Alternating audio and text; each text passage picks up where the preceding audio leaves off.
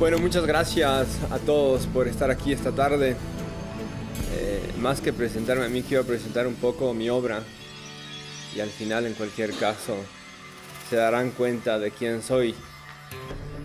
Cuando en 2005 en Buenos Aires, mientras estudiaba a la universidad, leí por primera vez Defensa de la Hispanidad de Ramiro de Maeztu, me crucé con la cita de un ecuatoriano que empezó a confirmar las sospechas que yo tenía desde muy joven, desde muy niño, desde muy tierno en mi vida. Y con esa cita comienzo mi libro con un conjunto de citas que para mí son cruciales. De hecho, es un extracto de la cita, la que está en Defensa de la Hispanidad, pero quiero leer la cita completa que está al inicio de mi libro. Quito fue España, historia del realismo criollo. No, ellos no son cobardes. No, ellos no son malos. No son malos soldados. No, ellos no son gavillas desordenadas de gente vagabunda. Son el pueblo de Carlos V, rey de España, emperador de Alemania, dueño de Italia y señor del Nuevo Mundo. No, ellos no son cobardes. Son los guerreros de Cangas de Onís, Alarcos y las Navas. Son el pueblo aventurero y denodado que invade un mundo desconocido y lo conquista. Son la familia de Cortés, Pizarro, Valdivia, Benalcázar, Jiménez de Quesada y más titanes que ganaron el Olimpo escalando el Popocatépetl, el Toromboro y el Cayambe. Pueblo ilustre, pueblo grande, que en la decadencia misma se siente superior con la memoria de sus hechos pasados y hace por levantarse de su sepulcro sin dejar en él su manto real. Sepulcro no, porque no yace difunto. Lecho, digamos, lecho de dolor al cual está clavado en su enfermedad irremediable. Irremediable no, tampoco digamos de esto. Si España se levanta, se levantará erguida y majestuosa, como se levantara Sesostris, como se levantara Luis XIV, o más bien como se levantara Roma, si se levantara. Cuerpo enfermo, pero sagrado. Espíritu oscurecido, pero santo. Y este es el extracto de la cita que se encuentra en Defensa de la Hispanidad de Ramiro de Maeztu. España, España, lo que hay de puro en nuestra sangre, de noble en nuestro corazón, de claro en nuestro entendimiento, de ti lo tenemos, a ti lo debemos. El pensar a lo grande, perdón que me emocione, pero este libro ha significado mucho dolor y mucha alegría para mí. Y lo explicaré por qué. El pensar a lo grande, el sentir a lo animoso, el obrar a lo justo, en nosotros son de España. Y si hay en la sangre de nuestras venas algunas gotas purpurinas, son de España. Yo que adoro a Jesucristo, yo que hablo la lengua de Castilla, yo que abrigo las afecciones de mis padres y sigo sus costumbres, ¿cómo habría de aborrecerla? Esto lo escribió Juan Montalvo en sus 7 tratados, y disculpen la sincera emoción, pero esa cita resume el sufrimiento de 2 siglos de soledad. ¿Cómo llamaría un gran amigo historiador andaluz a este periplo inacabable del fracaso de las repúblicas latinoamericanas, como yo los digo de forma peyorativa, mal llamado hispanoamericanas, porque Hispanoamérica definitivamente no es de eso? Quito fue España es un libro de autodescubrimiento que comenzó con esa cita en Defensa de la Hispanidad de Ramiro de Maeztu. Si bien yo abrigaba muchas dudas e inquietudes sobre nuestros orígenes y nuestro desarrollo histórico, no fue hasta cuando leí ese libro que empecé a cuestionarme seriamente el origen de nuestros males y de nuestras virtudes. Por supuesto, la historia oficial en Ecuador y en América no cuadra, no encaja. Está más allá de no solo de los hechos históricos comprobables y contrastables en la documentación y en la evidencia de todo tipo, desde la arqueológica hasta la del desarrollo propio del periodo republicano, sino que se contraría inclusive con la lógica y con la razón. Uno lee los libros de historia y en el primer capítulo los incas son invasores terribles del territorio de lo que ahora se llama Ecuador, y en el siguiente son los heroicos resistentes a la feroz invasión española. En el siguiente capítulo los libertadores son el culmen de todo el beneficio, la bondad y las virtudes que pudo haber existido jamás en América. Y uno más adelante son los tiranos opresores extranjeros venidos de Venezuela. Entonces simplemente no cuadran las cosas. Y empecé a buscar y a tratar de entender el motivo de la deshispanización de los territorios hispanoamericanos. Y encontré a la leyenda negra. Pero no fue un cuadro fácil de encontrar. Están por supuesto los clásicos como Julián Juderías o el argentino Corbera y algunos trabajos mucho más recientes que en mi época no existían. Y mucho menos para el caso específico de lo que ahora es la República del Ecuador, la provincia y el reino español de Quito, en el noroccidente de América del Sur, perteneciente al Virreinato del Perú, primero a la gobernación de Nueva Castilla, que terminaba de hecho en los Cerros de la Marca, en lo que ahora es la mitad del mundo, al norte de la ciudad de Quito, después al Virreinato del Perú, englobaba uno de los reinos que conformaban ese virreinato, y finalmente el Virreinato de Nueva Granada, con el nuevo Reino de Granada y la Capitanía General de Venezuela. Desde entonces empezó una larga búsqueda e investigación que rebasaba mis capacidades personales, pero que lo hacía más emocionante. Yo estudié Relaciones Internacionales, sin embargo, gracias al apoyo de muchos privados y públicos, incluyendo gente que está en el otro lado, en la vereda de enfrente, pude recorrer algunos países de Sudamérica, España y sus archivos y empezar a armar un cuadro más claro de lo que significó España en nuestra historia, en nuestro presente y lo que significaría en nuestro futuro. Entre ellos aquí el gran y buen Julio Enche, que ha sido un puntal para esta edición y para iniciar este ciclo de lo que serán las presentaciones a partir de mañana en Salamanca, el próximo jueves en el Colegio de Abogados de Madrid junto a Julio, y el viernes en el Centro Riojano de Madrid con la Fundación de NAES. Finalmente el 30 en la Almudena con Almudena de Maestro, nieta del gran Ramiro de Maestro en Madrid. Y hoy fue mi deseo iniciar en San Lorenzo del Escorial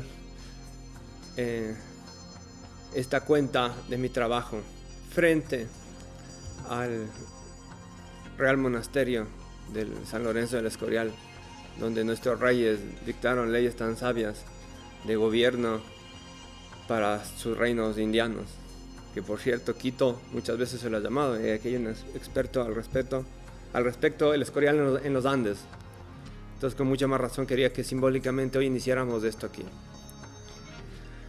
La deshispanización y la leyenda negra se basan en tres pilares fundamentales en todo el continente hispanoamericano. El primero, la suposición de que existían nacionalidades, o peor todavía, estados-nación previos al proceso de separación y destrucción de la monarquía española del siglo XIX.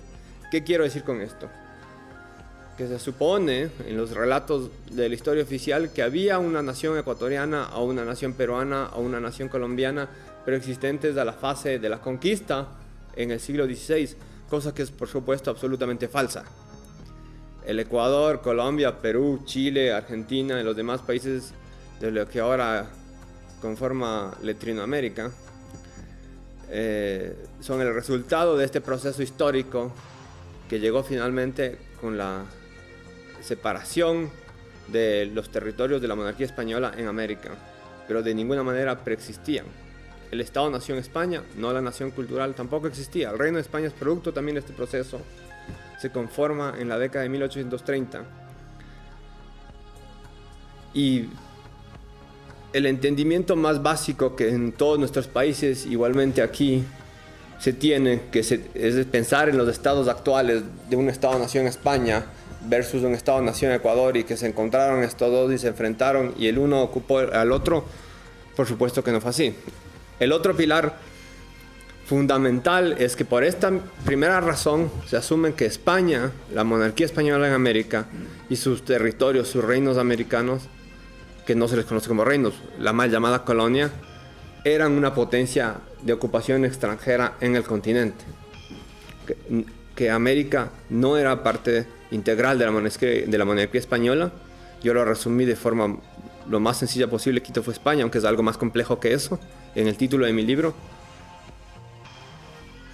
Y reitero, el segundo pilar de la deshispanización es comprender eso, ver España como extranjera en América y por tanto a los americanos como extranjeros en España, como una potencia colonial enfrentada a territorios explotados.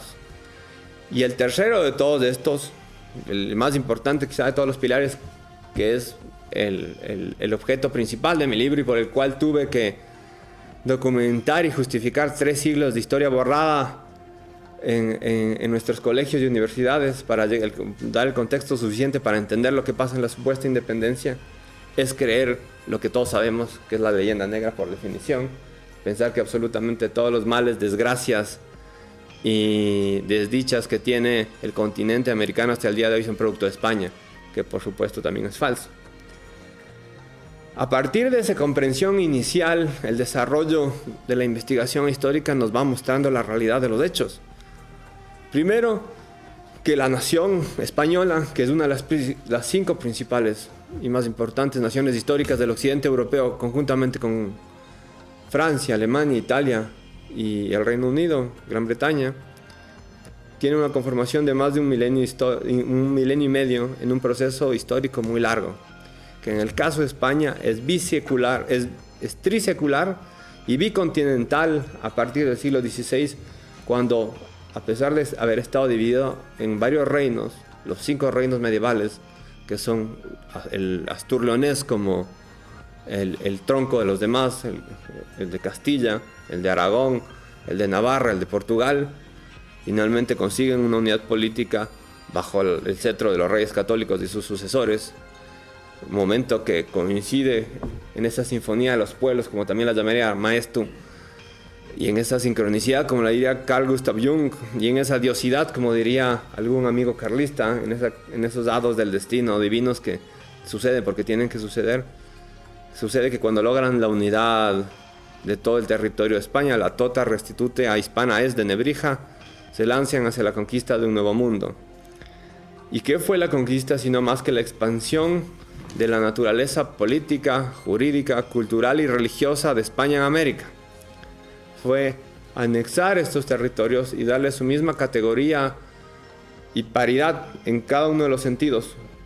Isabel la Católica, la gran Isabel la Católica, nuestra reina, en su testamento dado en Medina del Campo, dispone que los territorios de los reinos de las Indias sean incorporados a la corona de Castilla, cosa que lo realiza su nieto Carlos I, el emperador Carlos V, en las Cortes de Valladolid de 1518. El gran trasvase antropológico, material y humano terminó de hacer esta tarea jurídica.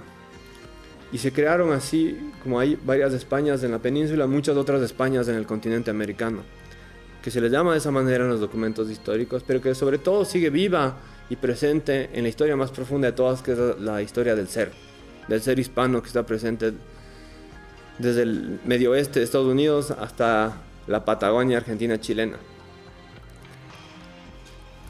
¿Cómo se conforma? ¿Cuál es la conformación histórica de la monarquía española en América? La misma que tuvieron los reinos en su devenir histórico en la Reconquista. Valga reiterarlo, no con categoría de colonias, sino de reinos. Uno lee absolutamente toda la documentación que existe en la época y la categoría jurídica y efectiva nuestra de autogobierno, porque existió el autogobierno, una soberanía compartida entre el monarca, el Estado llano a través de las repúblicas, los cabildos de indios y de españoles y los círculos oligárquicos, entre ellos algunos del clero, encontraron su máxima expresión en América, ya que fue este impulso de los fueros y las libertades castellanas que se vio reflejado en cada una de las fundaciones de las más de 800 ciudades que se fundaron a lo largo de más de un siglo y medio. Esto como un resumen muy breve de lo que significa el entendimiento de cómo despejar o echar al piso el primer pilar del proceso de deshispanización en América. El segundo, y quizá más importante, es el entendimiento de que España es extranjera en América, cuando no lo es. Quizá esta es la parte más difícil de entender tanto para españoles del siglo XXI como para los hispanoamericanos del siglo XXI, porque tenemos tan asumidas nuestras nacionalidades, en muchos casos ficticias, unas más que otras, que no se nos cruza por la cabeza de que haya algo que sea parte integrante de no de las nacionalidades, sino de la gran nación española dividida en dos continentes, que forme parte de nosotros. Si a un ecuatoriano se le pregunta en la calle hoy en día si se identifica de alguna manera con lo hispano, va a decir por supuesto que no, que se siente completamente ajeno a ello y que se ve como algo contrario, ¿no? Además de todo el discurso de la leyenda negra que lo sabemos de sobra. Pero entendiendo la profundidad de la relación y del trasvase cultural, el sustrato hispano en América sigue intacto, y eso lo vemos en las relaciones sociales y humanas y políticas inclusive de nuestro continente, porque así como lo bueno, también se heredaron muchas de las taras y de los problemas de España y de los españoles. Bien se ha dicho que no hay peor enemigo de España que un español, y Ortega y Gasset en España Invertebrada lo decía, ¿no? Que el proceso de separación, de desintegración de las Españas iba a comenzar en América y iba a terminar en el País Vasco y en Cataluña. Y parece que ha ido acertando, esperemos que no sea del todo. ¿Cómo comprender que España no es extranjera en América?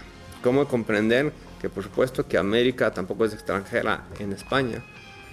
Es tan simple como tener la suerte que la tuve yo en un momento, de más allá de los textos y los documentos históricos, viajar a lo largo y ancho de un imperio retaseado y enfrentado contra sí mismo, porque a pesar de 2 siglos de adoctrinamiento, de mentiras y de servicio a los intereses de las potencias enemigas de España, seguimos siendo lo mismo. A mí como ecuatoriano me criaron, quizá la última generación, espero que haya sido así, pensando en los peruanos como los mayores y peores enemigos que teníamos, como extraterrestres, como si viniéramos de 2 mundos completamente distintos. Y por supuesto de España también. Tuve la dicha, y eso lo comento brevemente en una nota al pie de página de este libro, de por razones personales vivir en algunos países de América del Sur y conocerlos casi todos, exceptuando Venezuela y las Guyanas. Y empezar a cuestionarme estas cosas, ¿no? ¿Cómo es posible que si yo no tengo nada que ver con un peruano, yo no tengo nada que ver con un argentino, que yo no tengo nada que ver con un mexicano, cuando estoy en sus países me siento tan en casa, tan común y tan afín con sus formas de ser, su forma de sentir, su forma de expresarse y su forma de ver y entender el mundo? Revelación final que se produjo cuando estuve por primera vez en España y acabé de dar clic y dije, esto no solo, acabé de dar un chasquido mental y decir, esto no solamente pasa en América, también me pasa en España. ¿Cómo es posible que yo esté aquí en el pueblo de mis antepasados, en Extremadura, y me sienta como si estuviera en la casa de mis abuelos?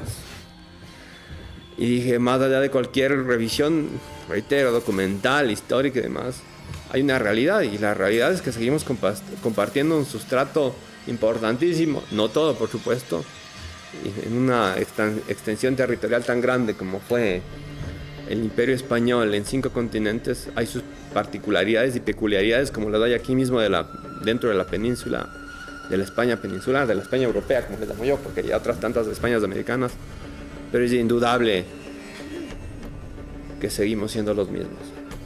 Y por eso me emocioné al principio, y ahí voy al tercer punto final de este proceso de deshispanización, de este pilar que tenemos que acabar de echar, y que este libro, Quito fue España, pienso que es un aporte, un pequeño aporte en ese sentido, que a muchos ayudará a entender mejor el pasado y por tanto nuestro presente y nuestro destino de orígenes y de futuro.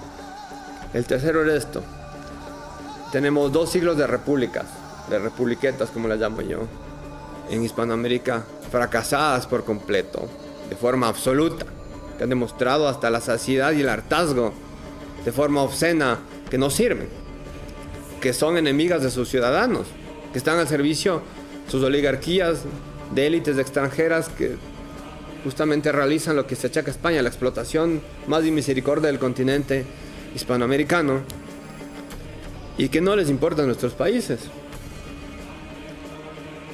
¿Cómo entender que esto ha durado 2 siglos, porque no estamos hablando de una historia que comenzó hace una generación o 2 generaciones. No hay ninguna razón objetiva y real para que ningún Estado y ninguna sociedad después de 2 siglos pueda seguir achacando a nadie de la responsabilidad de su presente, y mucho menos a reyes y a personajes de hace 5 o más siglos que, claro, no tienen nada que ver. Esto es un facilismo ideológico que ha servido a estas pseudoélites, a las oligarquías latinoamericanas, para tener vía libre en su servicio de explotación y de división de la hispanidad. El primero de ellos fue Simón Bolívar, quizá uno de los peores personajes que lamentablemente ha parido el suelo americano, y que se debió, por supuesto, a la corona británica. Producto de sus traumas y de sus conflictos internos, devastó el continente en su afán de crear nacionalidades y estados de la nada. En el caso del Ecuador, tan patente como que tenemos un nombre ficticio, Ecuador, que no significa absolutamente nada, es una línea imaginaria que atraviesa la mitad del planeta, como todos sabemos, que literalmente la traducción de Ecuador al español es igualador, la República del Igualador, si la llamáramos en español. No se respetó ni siquiera el nombre histórico de Quito, el reino de Quito, que lo respetó la corona de España, por cierto.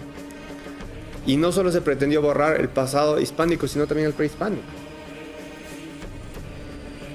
¿Qué nos legó este proceso? Entre otras cosas, dependencia al imperialismo financiero británico, geopolíticamente de una manera total, regulando las relaciones económicas y comerciales desde el inicio, lloviendo los datos exactos de los niveles de producción y desarrollo que teníamos, entendiendo algunas cifras fundamentales. Vamos a ver lo que significó para el territorio de lo que era del Ecuador, el Reino Español de Quito, el desastre total de la independencia. El nivel de producción económica del PIB, como se diría hoy en día, del Producto Interno Bruto, que teníamos en 1810, se recupera un siglo después, en 1910. ¿Por qué? Porque tuvimos 15 años de guerra civil entre nosotros, impulsados por los británicos y llevados a la fuerza de las armas y amarrados al campo de batalla para separarnos de la monarquía española, que no nos queríamos separar, que el 95% del territorio y de las poblaciones estaban a favor de la unidad de la monarquía española, a favor del rey, a favor de España y en contra de Bolívar y de sus secuaces y mercenarios ingleses. El 90% de la población masculina fallece en todas las guerras entre la supuesta independencia, la secesión y todas las guerras civiles que le suceden entre 1809 y 1895 en lo que ahora es del territorio del Ecuador. El 90% de la población masculina en edad militar, es decir, la población económicamente activa. Y un dato más: antes de que el Ecuador tuviera su primera constitución, es decir, su primera carta política que regulaba las relaciones de todos sus ciudadanos, tuvo un tratado comercial de libre comercio, entre comillas, en exclusividad con Gran Bretaña. Pensemos esto, analicémoslo fría y objetivamente. ¿Cómo es posible que un Estado, antes de erigirse como tal, ya tenía reguladas sus relaciones comerciales y económicas con una potencia extranjera? ¿Cuándo se terminó eso? Bueno, de alguna manera sigue. La deuda externa que nos legó Bolívar con Gran Bretaña fue terminada de pagar en 1975. Y todos los males que se achacan a España, a la gloriosa e inmortal España, son productos de esas contradicciones internas y, por supuesto, de la negación y el autoodio a lo que somos, al servicio de los intereses extranjeros, y que hasta hace muy poco no se cuestionaban de ninguna manera. Con eso termino este resumen básico de esos 3 pilares de la deshispanización en Hispanoamérica, que se basan en la leyenda negra y que profundiza a otros grandes autores, como aquí en el análisis de las leyes de Indias, Julio, Marcelo Gullo, que ahora está muy conocido aquí en España, y los clásicos que han analizado todos estos temas aquí y en el mundo académico occidental, especialmente muchos grandes hispanistas anglosajones que han desmentido uno a uno las mentiras de la leyenda negra. Tengo que decir con pesar que los primeros españoles que se levantaron en contra de España fue la oligarquía, una parte minúscula de la élite criolla que conformó la oligarquía republicana, que negó su ser y traicionó a sus padres y se levantó en armas contra quienes nunca debió haberlo hecho. Hoy Hispanoamérica sigue pagando su responsabilidad 2 siglos después, y nuestro subdesarrollo y la dependencia efectiva y tácita que tenemos con los organismos internacionales, con las grandes potencias extranjeras, y el atraso en muchísimos sentidos es exclusiva responsabilidad de los estados y las repúblicas surgidas a partir de la destrucción, de la implosión y posterior destrucción de la monarquía española en América. Mi libro pretende despejar un poco toda esta borrasca en la historia, no solamente de lo que era el Ecuador, sino del continente sudamericano, porque, como entendemos, el proceso de separación, de disgregación de Hispanoamérica fue en conjunto, no fue un proceso centrípeto, sino centrífugo, que empezó en un punto como fue Venezuela por el norte y el Río de la Plata por el sur, y se expandió al resto del continente, y que, a diferencia de lo que realizaban los Estados Unidos, nos llevó a ser los Estados Unidos de América.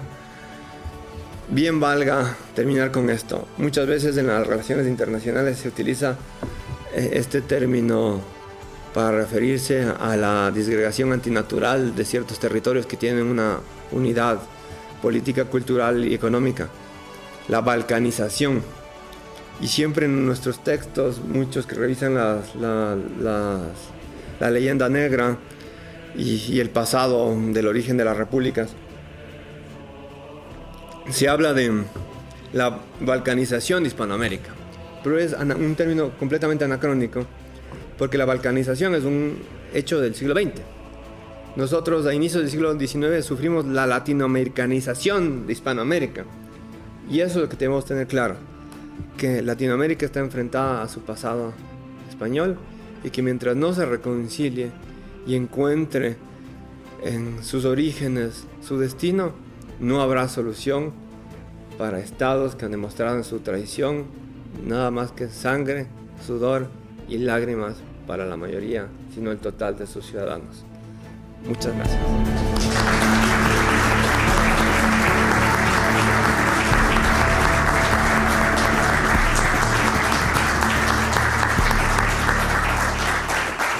Si España se levanta, se levantará erguida y majestuosa, como se levantara Sesostris, como se levantara Luis XIV, o más bien como se levantara Roma, si se levantara.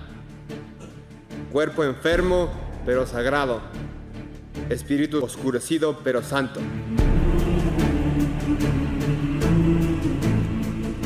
España, España, lo que hay de puro en nuestra sangre, de noble en nuestro corazón, de claro en nuestro entendimiento, de ti lo tenemos, a ti lo debemos. El pensar a lo grande, el sentir a lo animoso, el obrar a lo justo, en nosotros son de España. Y si hay en la sangre de nuestras venas algunas gotas purpurinas, son de España. Yo que adoro a Jesucristo, yo que hablo la lengua de Castilla, yo que abrigo las afecciones de mis padres y sigo sus costumbres, ¿cómo habría de aborrecerlos?